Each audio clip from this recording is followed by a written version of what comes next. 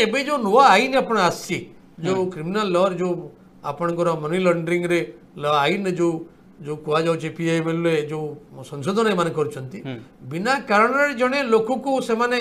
आपण को नारे मो नारे से माने काली जे जदि कहीं आपण मो नारे चर्चा करूचंती कहि करी आपण को भीतर रखी देबे आपण गोटे साखी ठिकाना कर देबे एवं से जो साखी एबे अरविंद केजरीवाल के विरुद्ध जो साखी देइची से जाके आंध्र प्रदेश रे ता बापा पई निर्वाचन प्रचार करूची आउ से जो टंका देइची से बीजेपी की देइची से 55 कोटी टंका सेटा आपणकर इलेक्ट्राल बॉन्ड रे प्रमाण मिलिछि किंतु अरविंद केजरीवाल मनीष सिसोदिया आपणकर सेमानक विरुद्ध रे कोनसे प्रमाण मिलिनी किंतु सेमाने एबे जेल ले अछंती एवं संजय सिंह एबे जो आसिले सेमानकर मध्य कोनसे प्रमाण नथिला बोले कि तांको सुप्रीम कोर्ट छाड़ कर देला आपण एथर बुझी परिबे जे किभଳି भाबरे ए जो आपणकर नागरिक मानकर अधिकार को खर्ब करबा पई गोटे भयर वातावरण तैयारी करबा पई आईन तैयारी करा हैछि एवं सबुठु दुखर कथा होछि बड़ जंत्रणादायी कथा होछि ए जो कॉर्पोरेट मानकर जो भଳି भाबरे आपणकर निर्वाचन को कब्जा करिबा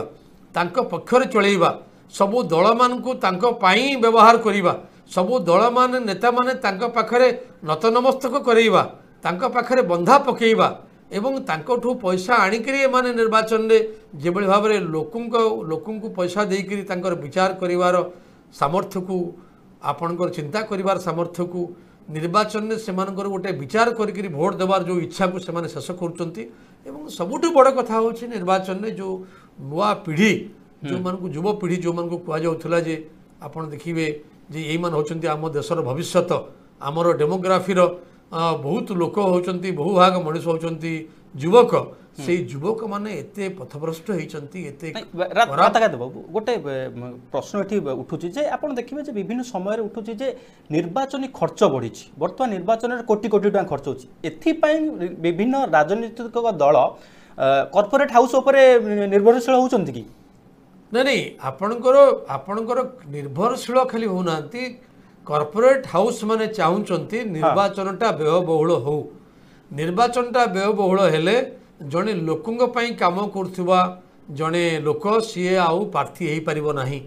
आपण जेतेबेले लोकंग पाखु जिबे लोके कहबे जे तम पाखरे पैसा नाही तमे हम पई भलो काम करथुलो तमे पाखरे पैसा नाही तमे निर्वाचन ने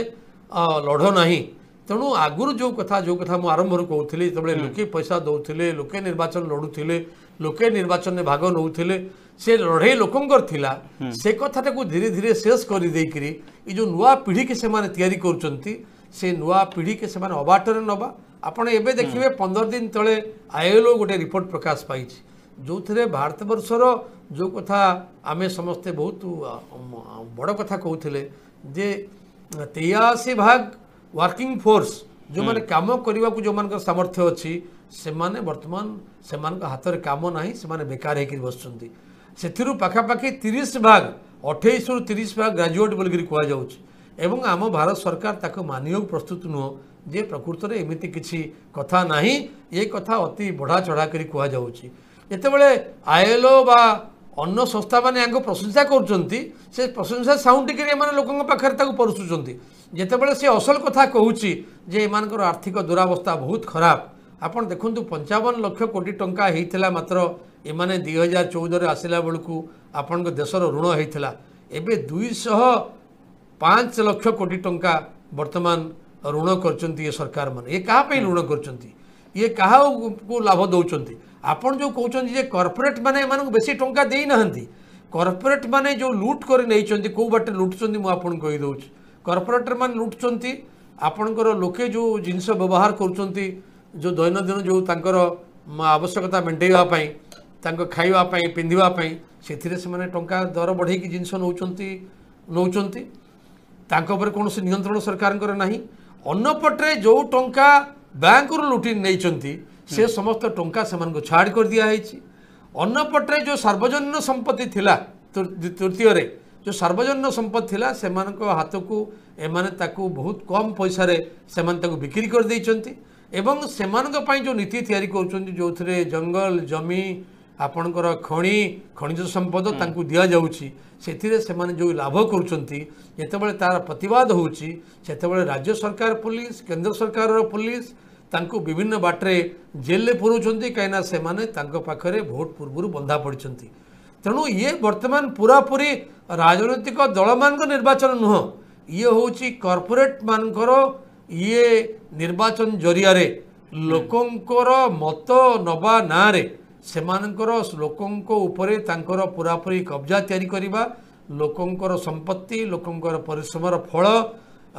ୟାକୁ ସବୁ ସେମାନେ ଲୁଟିକିରି ସେମାନଙ୍କର ସମ୍ପତ୍ତିବାନ ହେବା। ଯଦି ଆପଣ ଗୋଟେ ଜଣେ ଉଦାହରଣ ଆପଣ ଦେଖିବେ, ଆମ୍ବାନୀ ଉଦାହରଣ ଦେଖିବେ,